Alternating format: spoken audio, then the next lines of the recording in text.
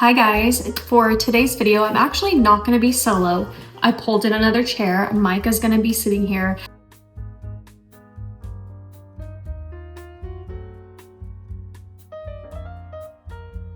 I thought it would be fun to kind of do like a sit down video. I know you guys love seeing her. And you know, her thing is books and I love books too. I used to actually do book reviews. Those were fun. But today I thought it would be just fun to share my top 5 favorite books. I think Micah was like, that's just impossible for me to do. I think she's gonna do her top 5 2024 favorites. So of course I had to get out like my composition notebook. This is where I put a lot of like my reviews. We dive in and Micah shows up. I think she's still like looking for some of her favorites in her little library, but I'm releasing my Valentine's Day blind date with a book edition. So I did a fall, I've done a Christmas, and now I'm doing Valentine's Day. So these are going to have romance novel themes. So I'm going to leave the link. The cylinders aren't all firing today upstairs in my brain. I'm going to leave the link for this down below. I feel pretty positive that I'm only going to do one round. So if it sells out, it sells out, and I won't be bringing back Valentine's Day this year. And they are going to be going out towards the end of the month so that you'll have them for February, the month of love. And you can order a little honeybee or a strawberry shortcake, which is really cute. And then a little Care Bears, and then you get your book wrapped. Plus you're gonna get so many goodies stuffed in this pocket. Not gonna be shown in the listing. It is gonna be a mystery, but there's gonna be so much jam-packed in here. For those of you that like ordered me for fall and Christmas, you've kind of seen like how I do it. I hope you guys enjoyed your books. And yeah, so we're gonna be doing a Valentine's Day round, so I'm very excited about that. So like I said, I will link these. Micah and I will also link all of the books that we talk about here today. So now I'm actually gonna pour myself a little bit of coffee because I just know she's gonna say some crazy things. So just let me get ready. And I gotta remind myself she's 24 years old. She's not a baby anymore. Got Micah with me. So I've already done like a little intro. I told him what we're gonna do today. Micah looks 1, 2, 3, 4, 5. Oh, you got a 6th one. You just had to, huh? I honestly could not stick to just 5. And I'm also gonna show you 3 additional books that I haven't read yet that I'm very excited to read, that like I heard crazy things about these books. How do you wanna do it? Do you wanna like, should we take turns? Like you go first and do all yours? No, we should just take turns. One on one? Okay. So these are my top 5 favorites and more ever, but you're doing just what, like right now? Because I feel like it's always interchangeable. I mean, I could read a really good book tonight and that's, and it could be my new favorite. So it's interchangeable for you. Very much so. This is just current. See, and I obviously didn't put any Sarah J. Maas on here because that is just a given. So I wanted to just not even. And she's A Court of Thorns and Roses. Throne of Glass, Crescent City. Okay. So we know those are my favorite of all time. Those will never change, but right. We gotta move past. We gotta move on. I've read like 400 books the past couple of years. Okay. I'll start first. Okay. Yours would be a little smutty novel with their little tails. No! You freak. No! I can't help that this woman, Ruby Dixon. We listen and we don't judge. That's right. We listen and we don't judge. So I love Avatar. 10-foot blue aliens, count me in. You know, these women right here, we're all prepared to be taken on a spaceship to this planet. We've got a list of things we're bringing. It's already been set in motion. What do they like get attached to them? So that because I've only read like the first couple. They don't get attached. No, they get like a thing. A coo. I don't like the name of that that part was like really weird. Because they can't survive, so they need this little thing that they get. Yeah. And it like helps them. These women come from Earth, essentially, and they each have their own story, how they are abducted by bad aliens. And so some of them have gone to like other planets, and somehow they all wind up on the same spaceship and they crash land on this planet. And they take out like the bad aliens basically, but then there's these blue aliens who live on this ice planet, and it turns out that they find their like soulmate within these blue aliens, and they each have a story. So even though I'm showing you guys Barbarian Mine, which is the story of Harlow, this is not actually one of my favorites. My favorite was the one with Liz, and I liked Liz. Liz she was so funny. She's funny, and she's so funny, and it's Barbarian Alien. I'll throw up a picture of it, and like I said, we'll link all the videos or all the books for you guys. But Liz's story was called Barbarian Alien, and look, I literally only rated her. I've never had a book actually make me physically laugh out loud. Like, I projected. You think these are funny, Mom? Gosh, I need to get you on some stuff. Get me on it. These don't even make me flinch. What? Liz was hilarious. But I was cut. That's the whole thing about reading, right? It's so subjective. It really is. Liz took me out. Like, I just loved her so much. And then I'll just include this one because I gave it all 5 stars. Like the girl, the guy, the overall book. And it's Barbarian's Redemption. And it's Beck and Ellie. So I just really liked the characters. And yeah, but Ruby Dixon, honestly, they're fun books. Like they're not, it's not literature. It's not deep. It's not supposed to be life-changing, world-changing, Nobel Peace Prize. Like it's just supposed to be fun and like escapism at its finest, I think. Yeah, and what I love, especially as an aspiring author myself, it's so interesting too. Like, I feel like when you read a book, it's a little bit different when you want to be a writer.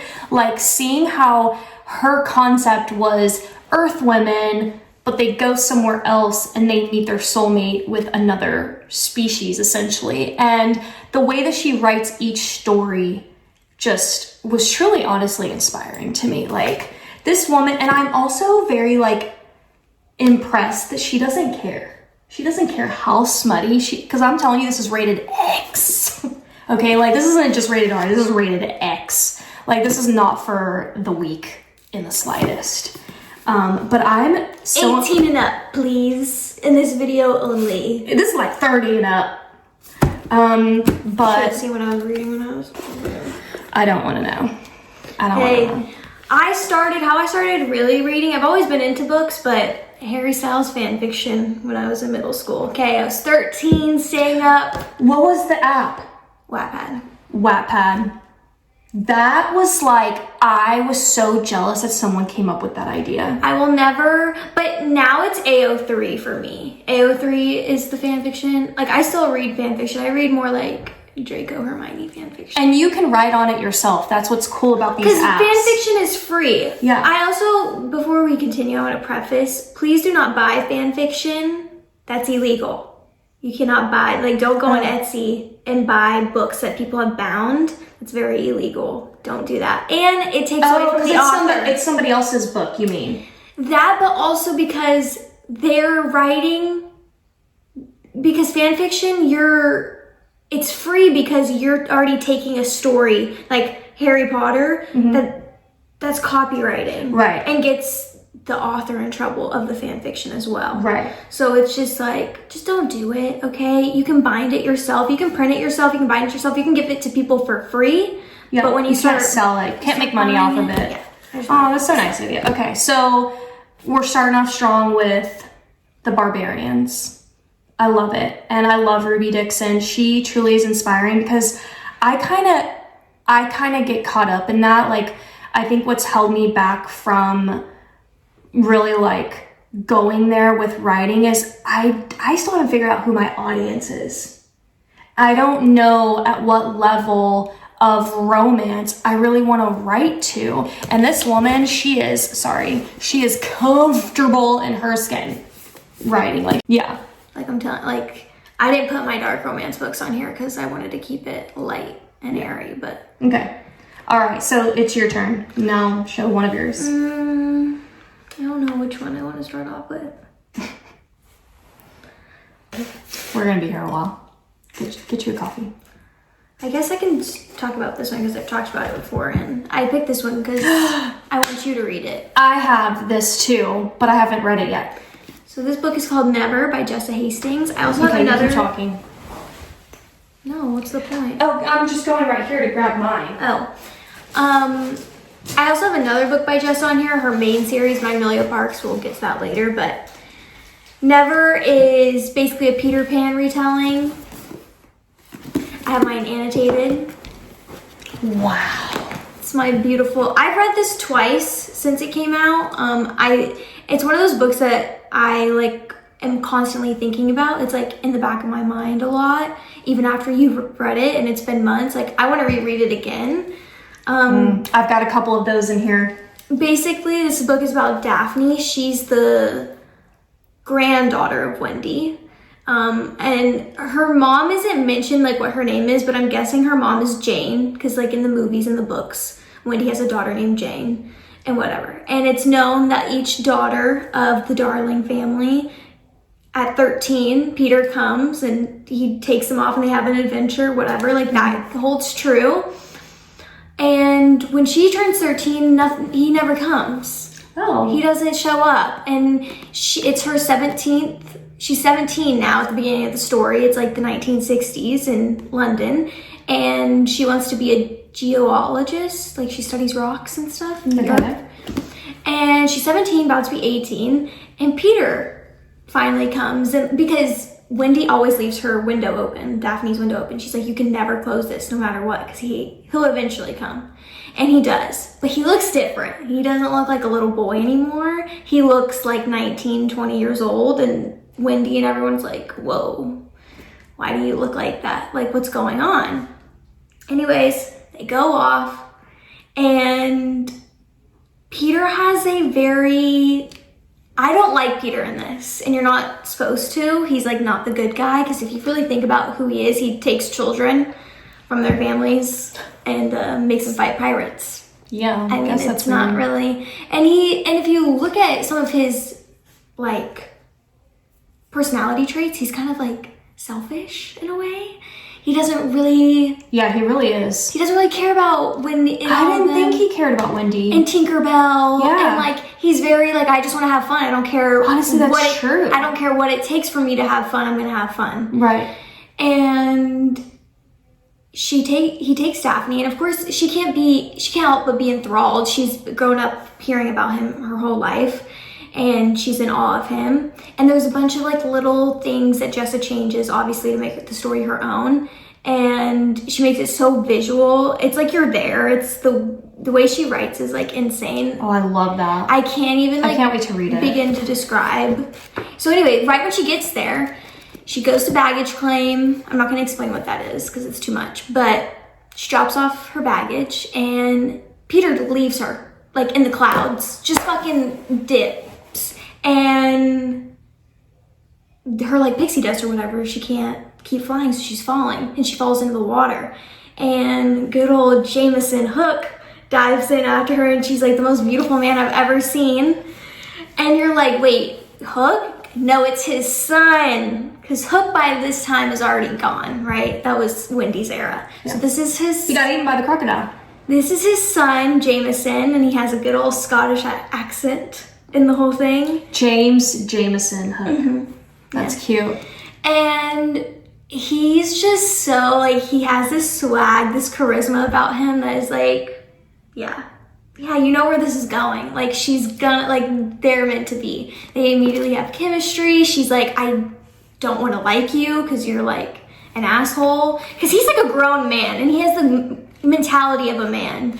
And Peter, even though he looks grown, he still has that childish, really, he's super immature. Mm-hmm. And it's so irritating. Like, I cannot stand him in this book at all. Don't give too much away. No, I don't want to give it too much away. But basically,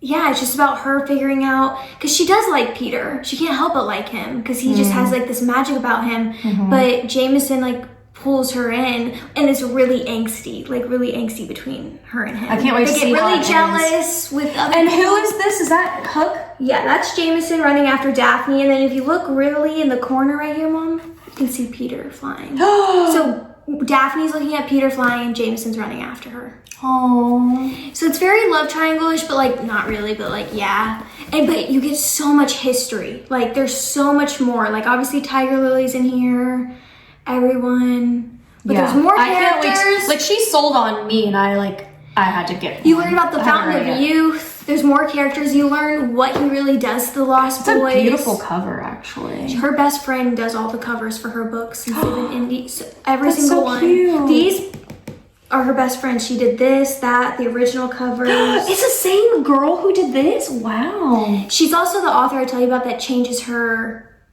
I'm keyboard. every time she actually writes something. shocked that this book is in your list.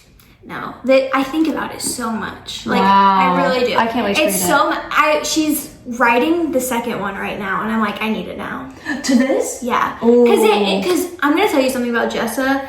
You're not gonna like the decision she makes in her writing. A lot of times you're not gonna like, but she's so good at writing, you don't even care.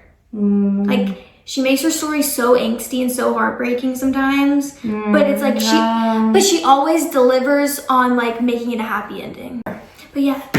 Okay, so that's yours. These are not in any particular order for me. I'm not doing like 5 to number 1 being like my best. They're just my favorites, I guess, or our favorites. Okay, I'll go next.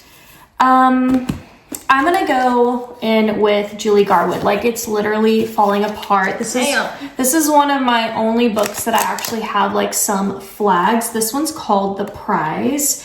And I started reading Julie Garwood because I read all of my favorite OG author, which is Joanna Lindsey. Sadly, she passed away.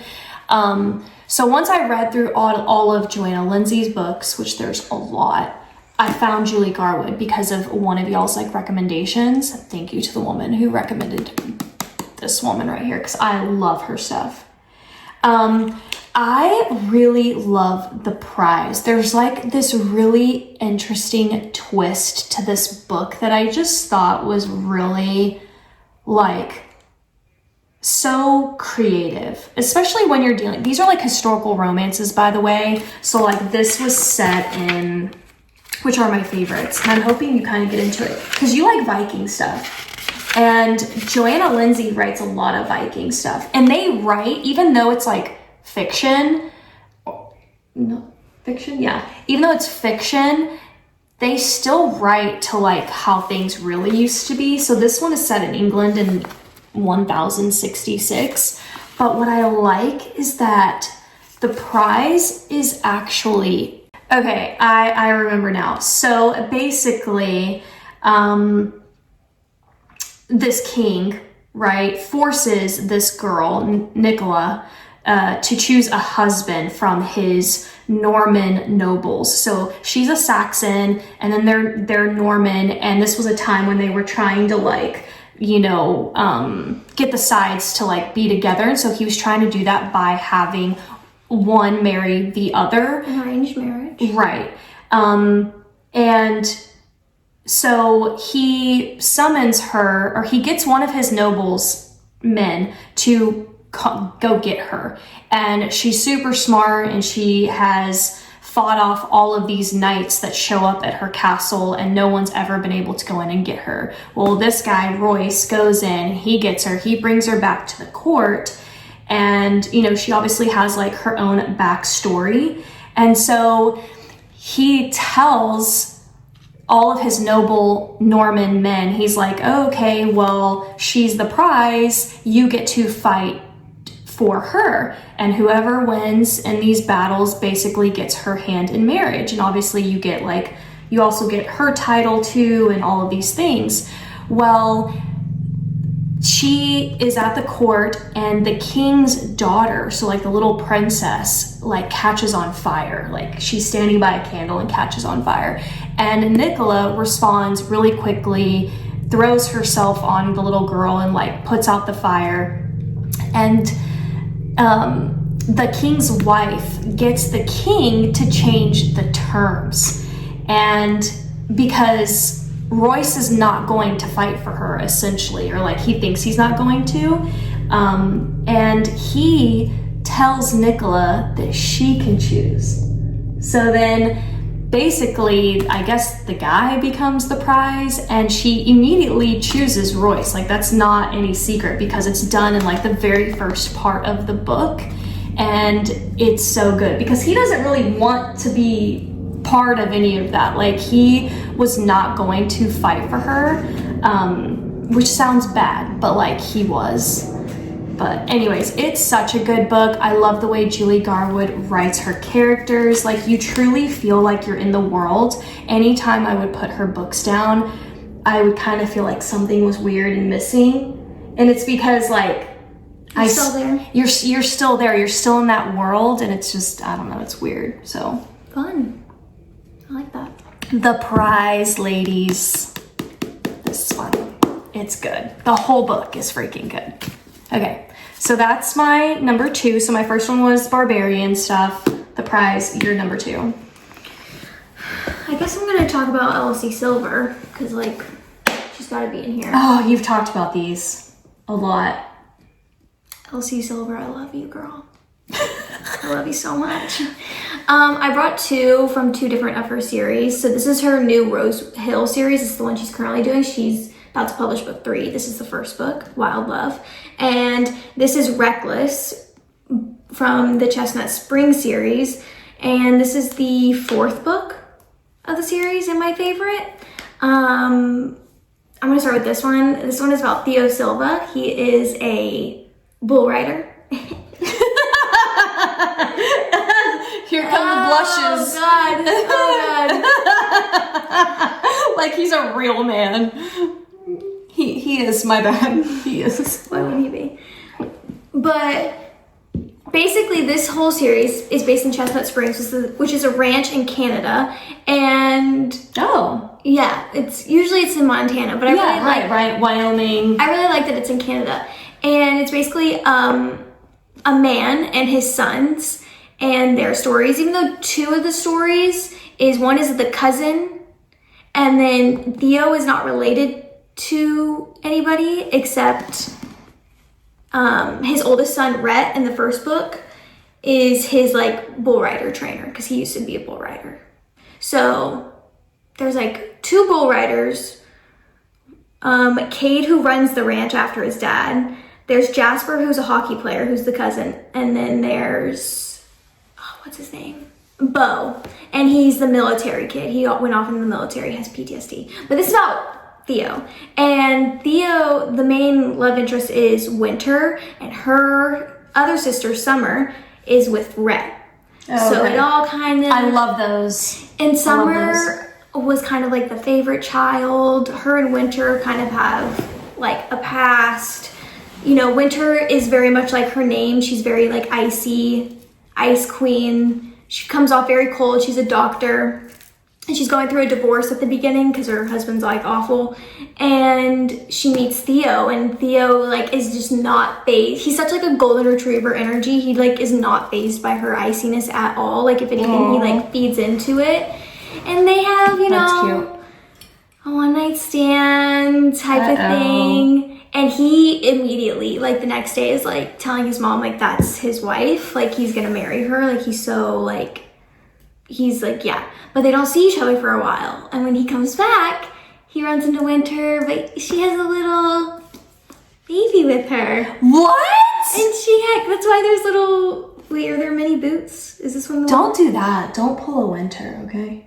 No, but I'm not one usually for accidental pregnancy. It has to be done right. It has to be done like really, really good. And this one, oh my God, the way he steps up, and the little girl's name is Vivian. Love it. How old is she by the time he shows up? She's like 9 months. And so he's so upset that he like missed the pregnancy because someone from his PR like texted her and was like, we want nothing to do with you, basically. So she thought he wanted nothing to do with her, but he never saw it. Oh! Yeah, but it gets resolved. He becomes the best dad, and like Winter's like, I'm not gonna fall in, like, we're not gonna do all that. Yeah. And obviously that happens. Wait, what's the little girl's name? Vivian. Vivi. And they just become the best family, and like he treats her so good, and like, I don't know, she can like let her iciness defrost. Yeah. She's never had anyone take care of her, and he does literally everything from booking her therapy, manicure sessions, to taking Vivian all day. He becomes like the stay-at-home dad. That's cute. But he's also like a wool writer, and it's like hot. Okay. Anyways, and then Wild Love is all single dads in this series, so that's a great trope. And they're all like millionaires, billionaires. They're all money, cha-ching. Love that, as it should be. This guy, he owns like a music record company. Oh. So he's like a producer. Okay. And let me remember, what's her name? Rosie, right. And Ford Grant is his name. And Rosie. That's a good name. Yeah.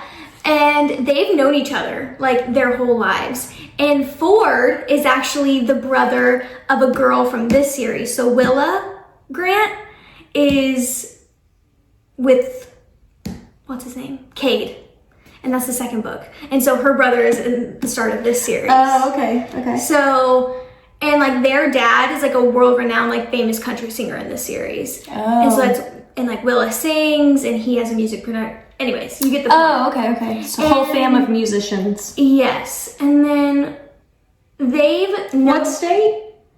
This is also Canada? I think so. Oh, okay. It's just a different town, Rose Hill. And Okay. then this is Chestnut Springs. Oh. Okay. Yeah. So basically, they've known each other like their whole lives. They grew up together. Her brother is like his best friend.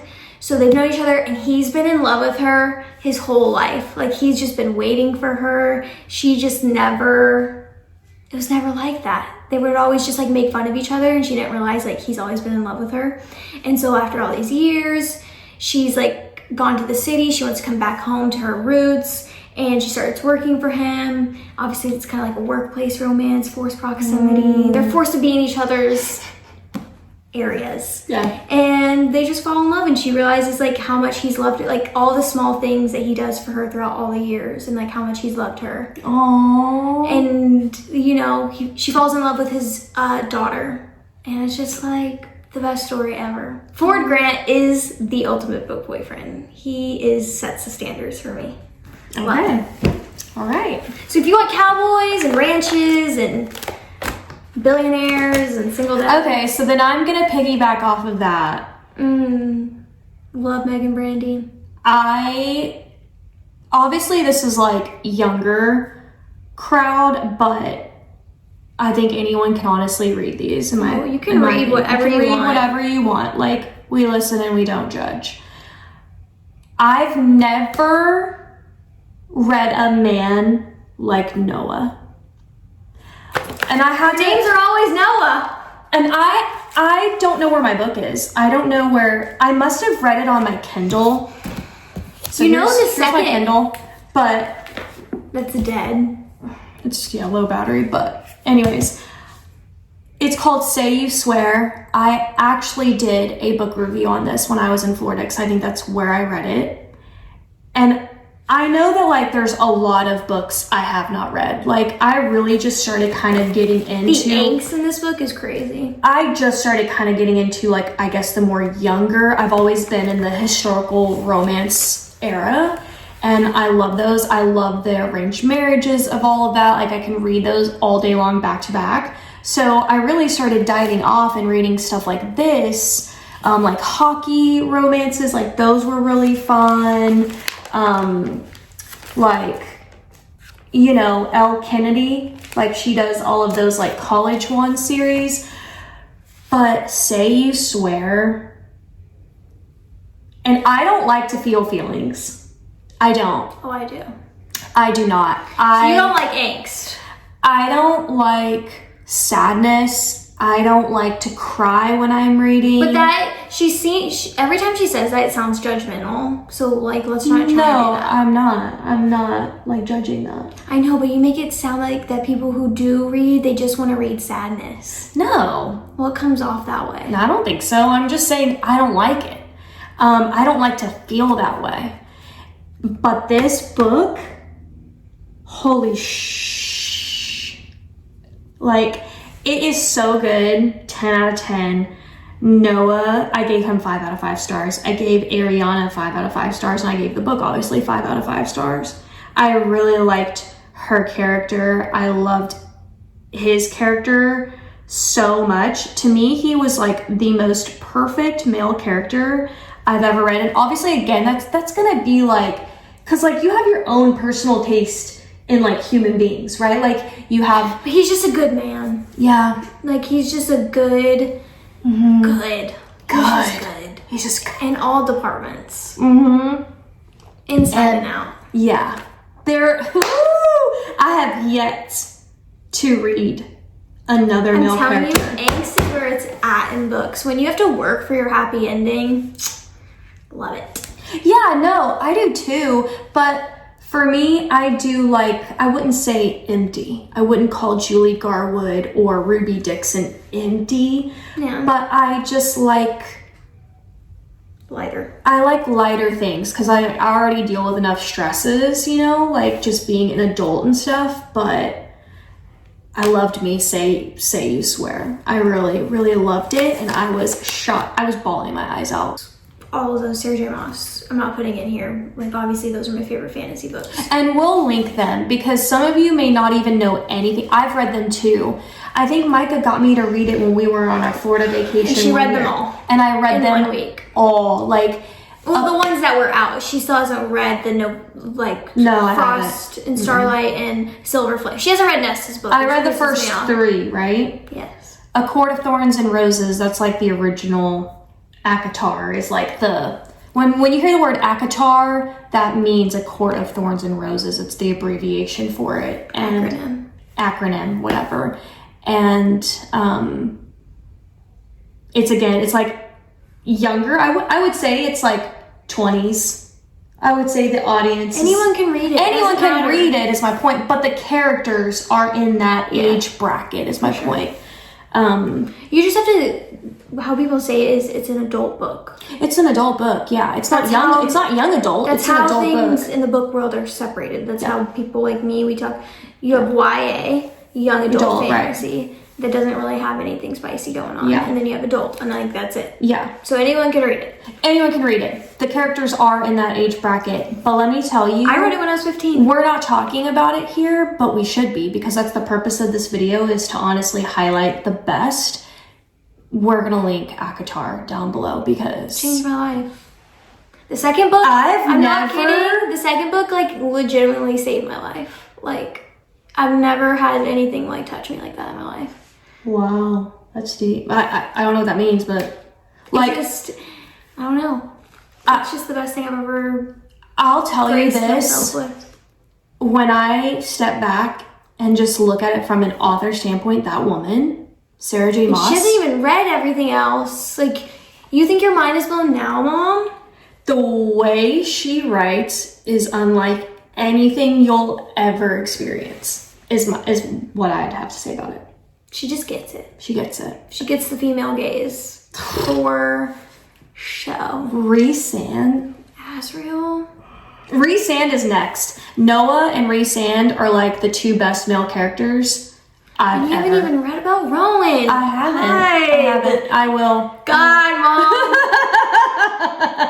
Mom. Okay, go.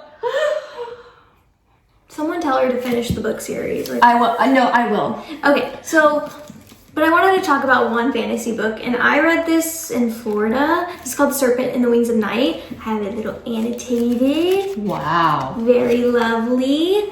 What are you annotating? Like just sections you like? I have a key at the beginning. Oh, okay. Love. Moments I love. Because those are different. Show them. World building. plot details and information, character details, negative, like stuff that makes me angry or like anything negative, emotions, foreshadowing, like, you know, we all know what foreshadowing means, or I hope we do.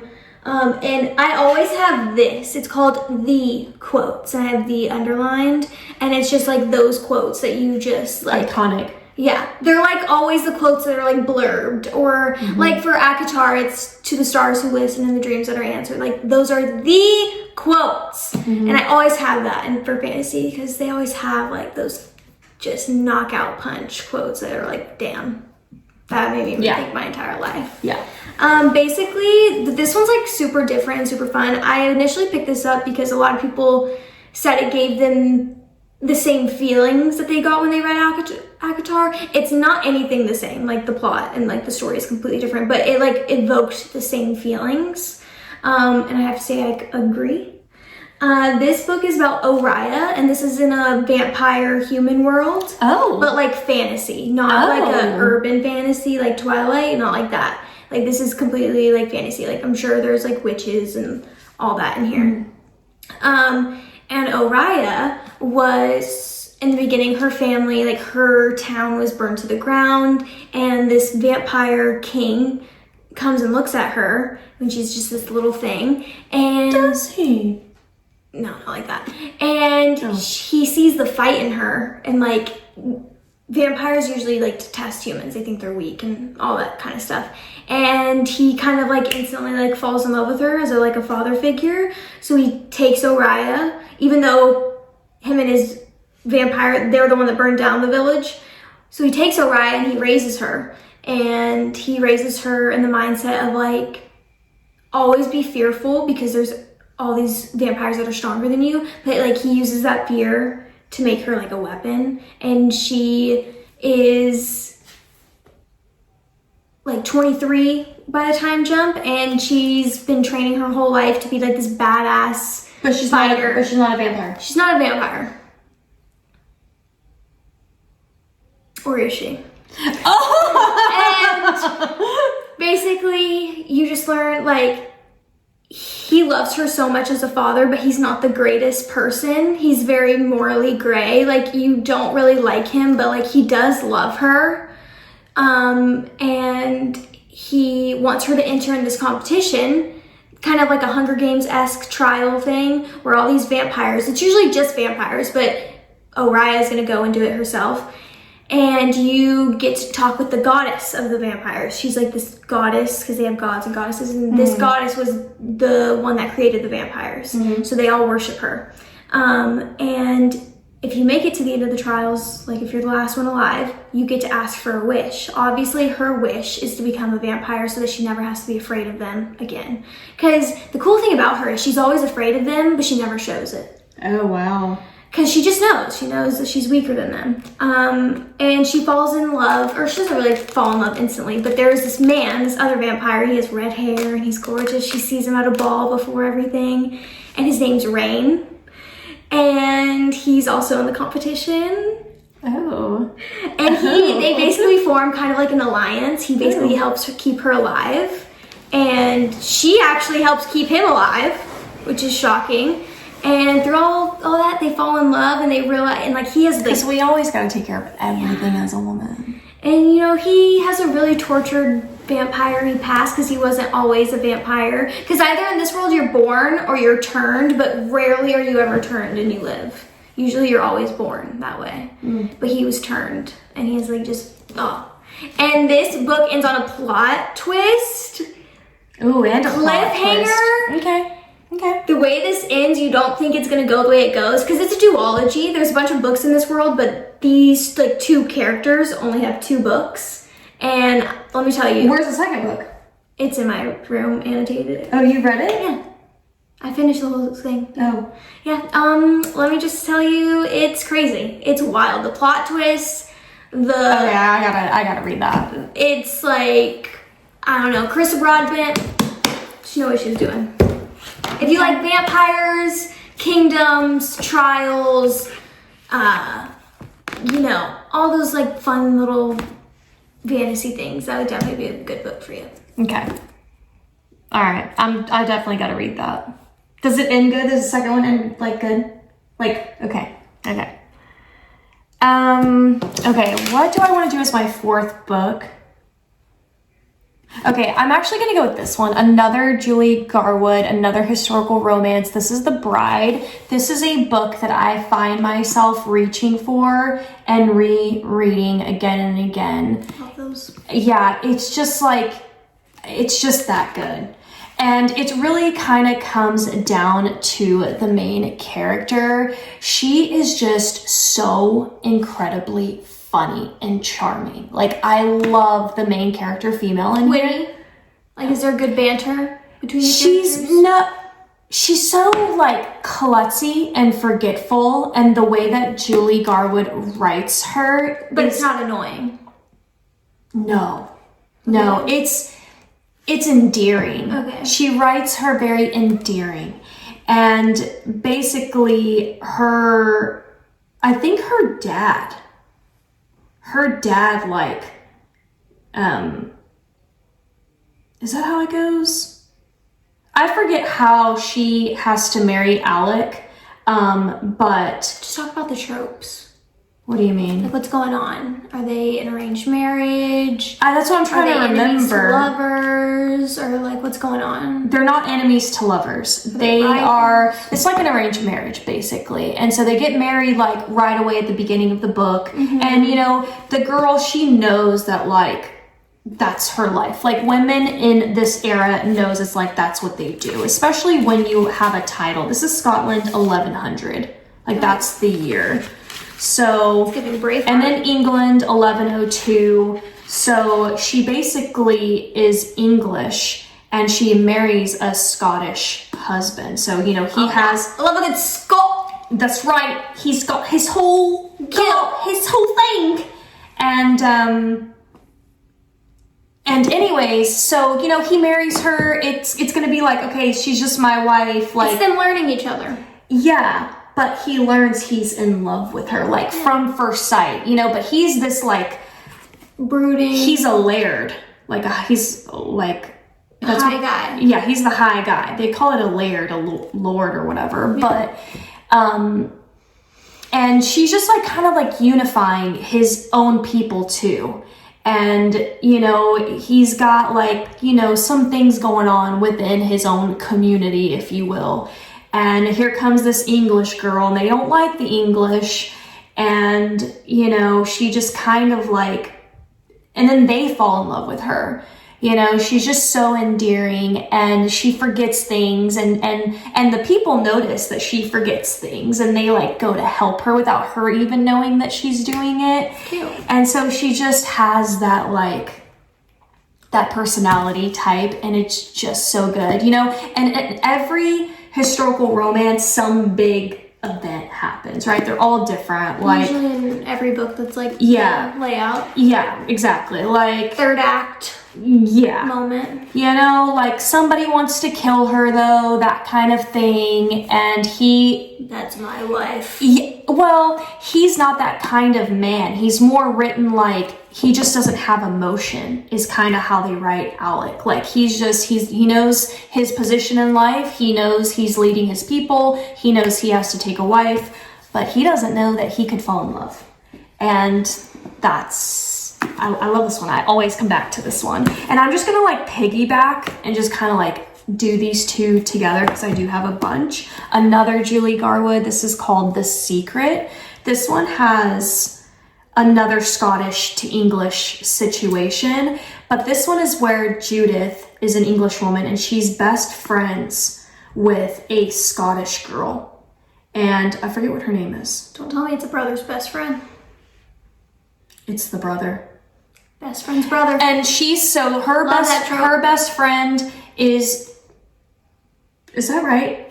It has such an amazing twist. So like I get chills honestly thinking about The Secret. Like I would also highly recommend this one.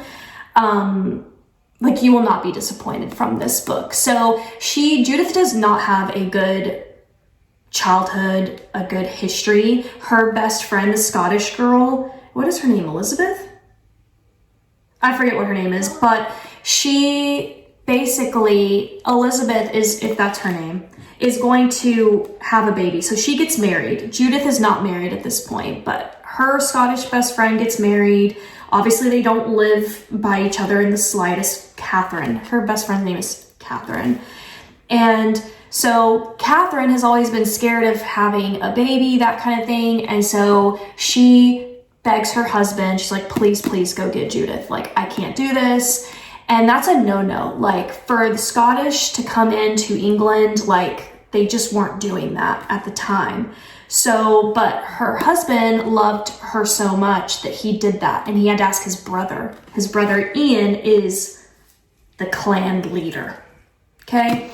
So Ian's like, all right, fine. So this starts at the beginning of the book. They go and get Judith. And they expect Judith to not want to go back with them because they can't believe that an English person would actually care about them because they think all English people hate them.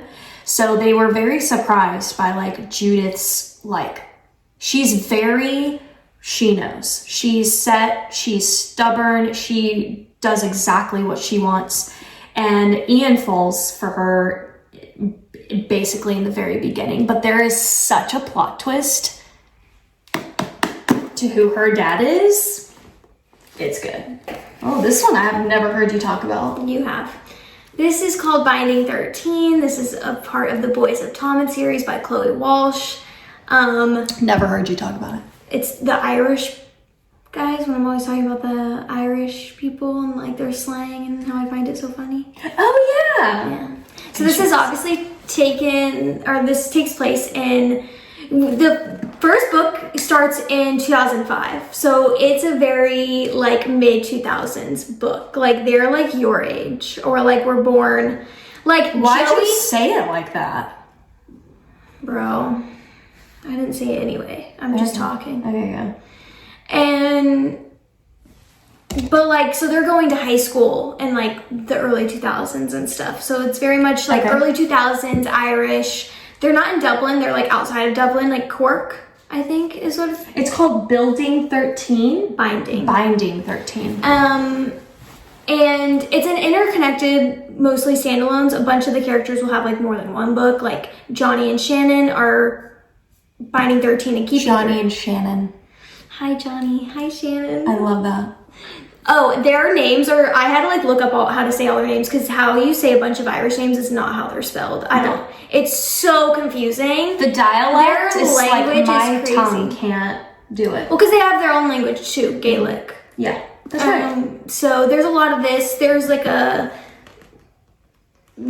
whole name pronunciations, like Aoife. That's how you say that. Oh, I would never have guessed that. This one, Kiva or Quiva. It's Kiva, not Quiva. I've heard. You've heard both? Yeah. This is Owen. Oh, I would have. Yeah.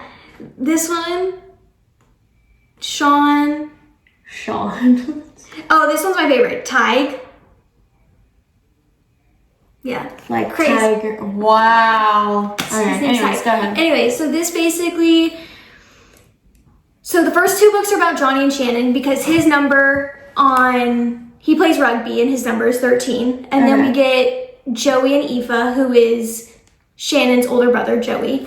And then we have Taming 7, which is Gibbsy, his number 7. And so all the numbers are the boys' numbers that they play for. Okay. Johnny is... Oh, okay, so each boy has their own book? Mm-hmm. Oh, but why this one?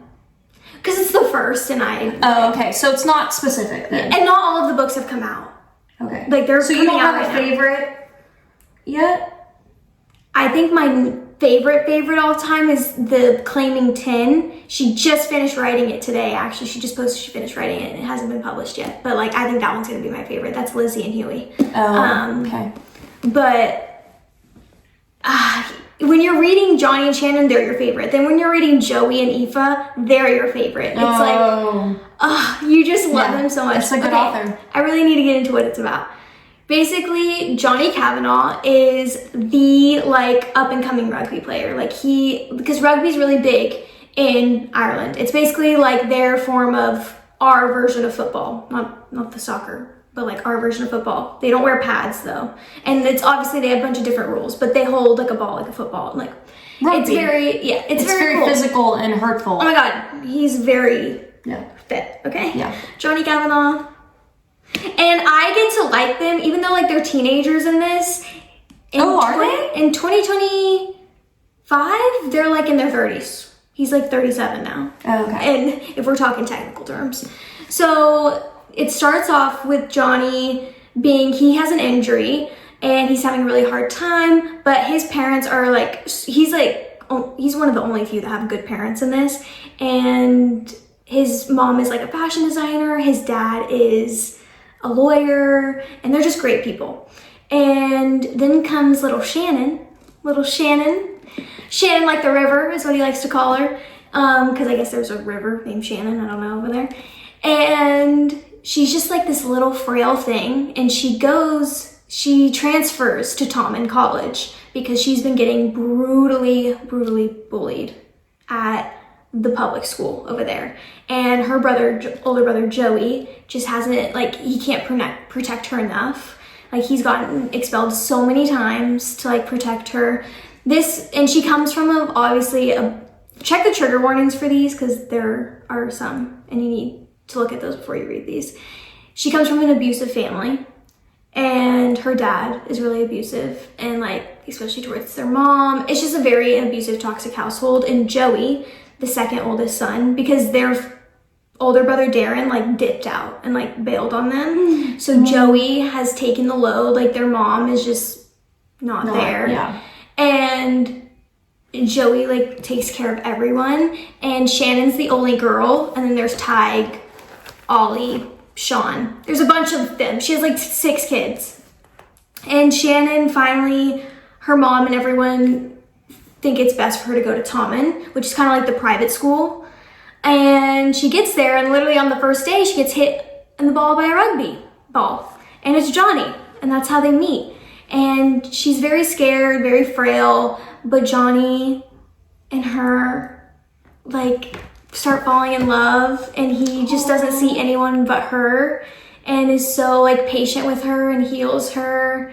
And Adele, his mom, couldn't have any more kids after Johnny. And there's a lot of, again, like abuse in their house. And eventually it gets to the point where Adele actually adopts all of them and takes all of the children, including Shannon.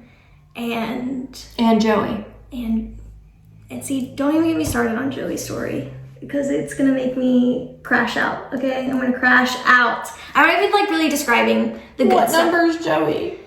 He's 6. Joey's story is even sadder because he becomes like an addict. You've read it? Yes. Whoa. Sorry. Didn't know that was offensive. It's one of those things in her writing. It's just a lot of dialogue. It's so funny. The characters, the found family aspect, like all of Johnny's friends, Claire, Lizzie, Shannon, like they all come together and love each other so much, but there's a lot of dark things going on and it's them trying to figure it out as teenagers and going into being adults and going to college. And it's just like the best thing I've ever read. Wow, in my life. Sounds good. It's so good. Like it's so moving. Like I don't know, like I think about them a lot. Like I think about them a lot. It might be unhealthy. And also, she always has playlists like out, and you can definitely tell this is when this character, or that Chloe, she's obviously Irish. She definitely wrote this because she went to high school in like 2005 era. So like all the songs, like this is the vibe of the book. This is Johnny and Shannon's song. Okay. Then we've got The Magic of You. I just wanted to also include another Joanna Lindsay. She does this series she did these series in her writing career, and they were called the Mallory series, and it's a family, the Mallorys. Interconnected standalones. Oh.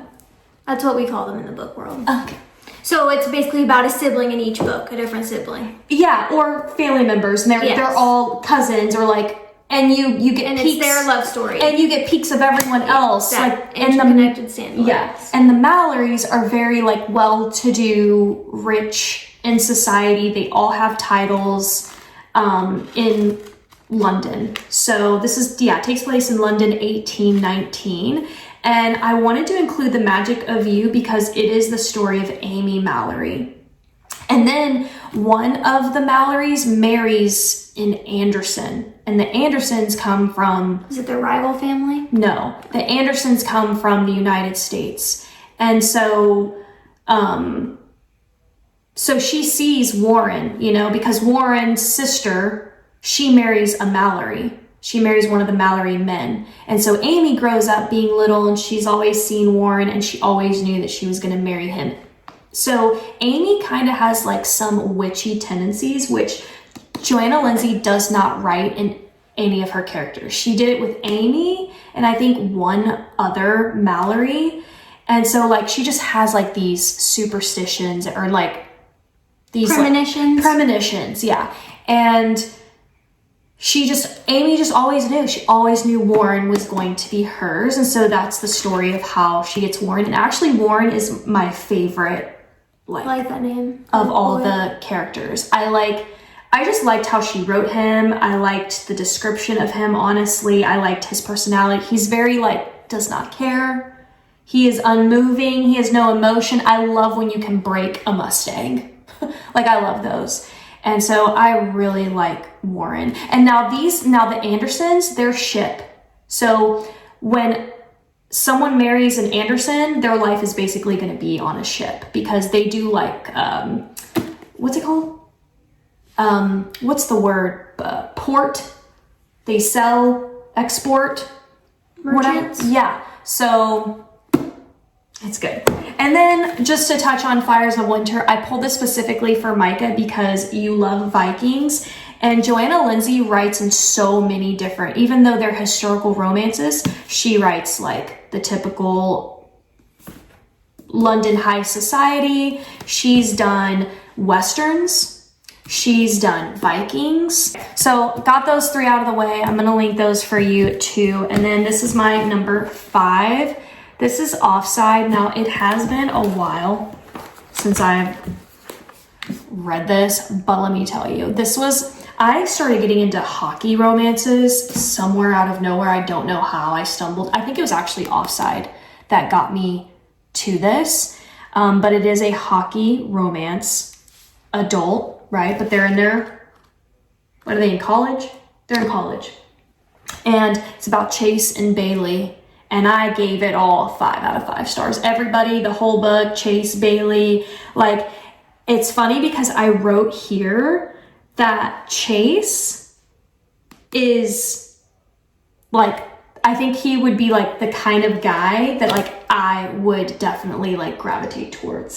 For whatever reason, the way his character was written, yep, I wrote, this man was written for me. That's what I wrote right here. Period. I understand. Yeah, no, I'll say this, I don't care for the cover and the way he actually looks. No one cares about that. Yeah, I don't look at that. I never imagined that. I don't either. I have my own idea. I always look at Pinterest. I don't find this attractive. Just whatever the description is, I put it in Pinterest and I look at. Oh, really? Oh my god, you should see my That's Pinterest. so smart. I have an I'm reading board. Oh my god, I didn't even know that you could do that. I have an I do it for if they're described in outfits, I'll just look up the outfit. You're gonna have to teach me this. Oh my god, it's all. But yeah, just so FYI, I don't because I'm a visual person. This is not what works for me, by the way. Ignore the cover. Ignore the cover. It's the context of how Chase was written. Oh my god. But basically, talk about the tropes.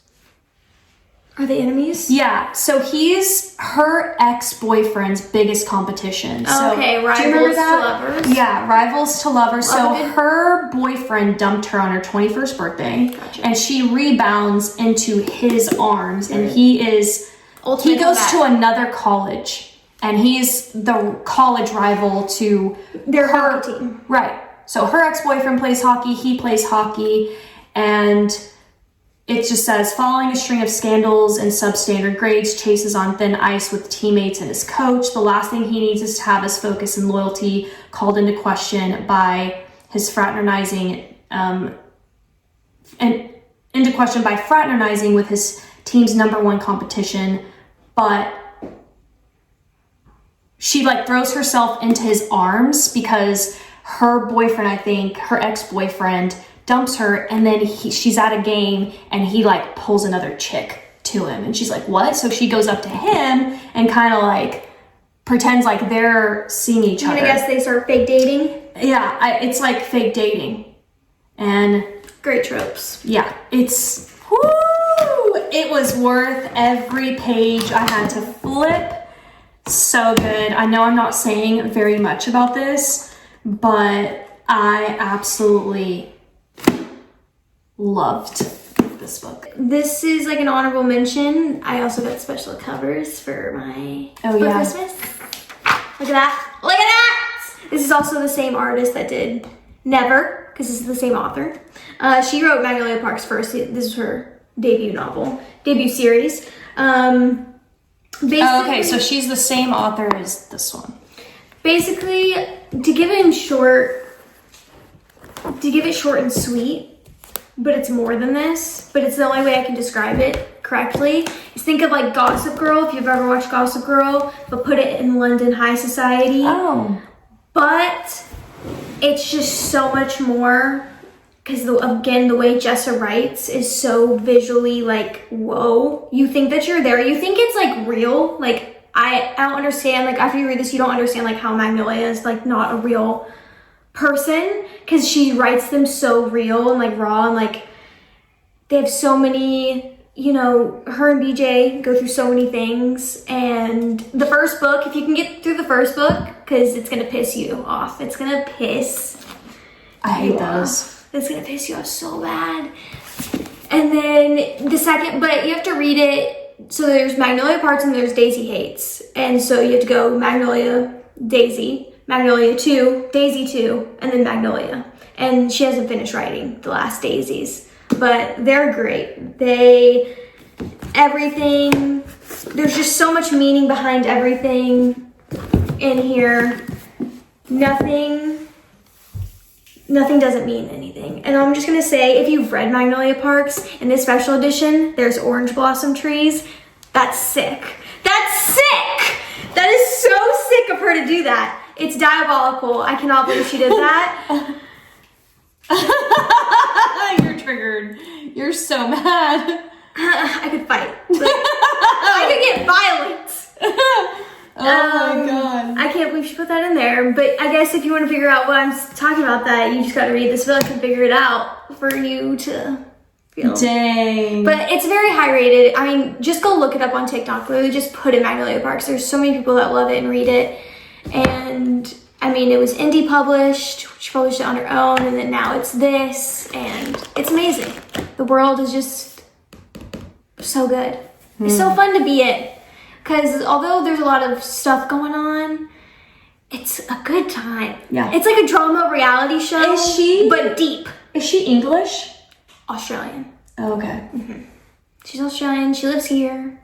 Okay. She's really cool. I love her as a person too, because she writes. She doesn't give what anyone thinks. She's gonna write what she wants to write. I love that. Even if it pisses people off. Of that. Even if it pisses people off, she does not care. Yeah, because Magnolia meets Julian Hates, and you have to read them every other one, and because it's you get different point of views from conversations in here, and then it's really great. Wow. The world that she builds is just one you don't want to leave. You just want to keep reading and keep reading and keep reading, even if it pisses you off. What? Okay. Because, and then you just have to get past the first book, and then when you definitely read Magnolia Park's Long Way Home, and you see more of the insides and like why BJ is the way he is, because he's the one that's gonna piss you off. Oh and God. Why Magnolia and like I'd rather not. it hurts, but it's a good. It's good. And Julian, don't even get me started about Julian. I don't think I want to know. Okay. Are you okay? Yeah, I'm gonna go think about them now. Okay. All right. So those are our favorites. I hope you guys had a good time. I'm actually going to throw one in here. Do you know this one? Yeah, I read that. I picked this up specifically because it went viral on TikTok like last year or something like that. Have you seen Mercedes do it? I don't know who it was. It's probably Mercedes. It's called How Does It Feel? I still have yet to read this, so I just wanted to like throw this one in here. All I know is that there's a crazy twist. And that's what sold My me. jaw was on the floor. Yeah, this is exactly what I saw. Person after person who was posting on TikTok, they're like, oh my God. Like, I'm usually very good at interpreting plot twists, because she's read everything. You're well read. Usually a lot of times books, it's obvious. Books follow a format, right? That's Right. how writing goes. And so a lot of times you can just pick up on nuances and like Yeah. similarities you've read between other books. This one, I thought it was going to go one way, but the plot twist was no.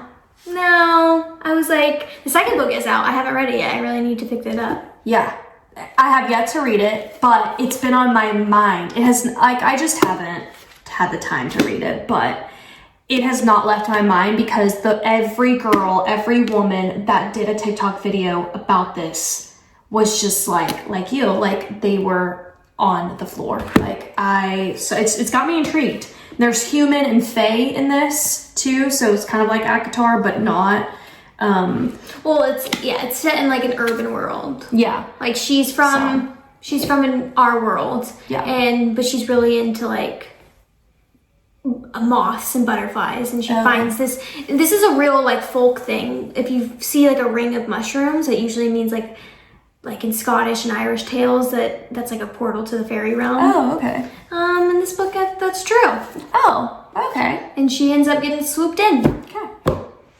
Well, we're gonna link all of this for you. This was a super long video. I hope you guys enjoyed, and I'm gonna link all of the books for you. If you love more of like these that you heard, go check her out, because this is like her niche. This is her thing. So I'm gonna link her social media and channel down below. Thank you guys so much for hanging out with us, and I'll see you next time. If you want us to do this again, you're gonna have to thumbs up and comment so that we can see that you really want to see more from this like book thing with us.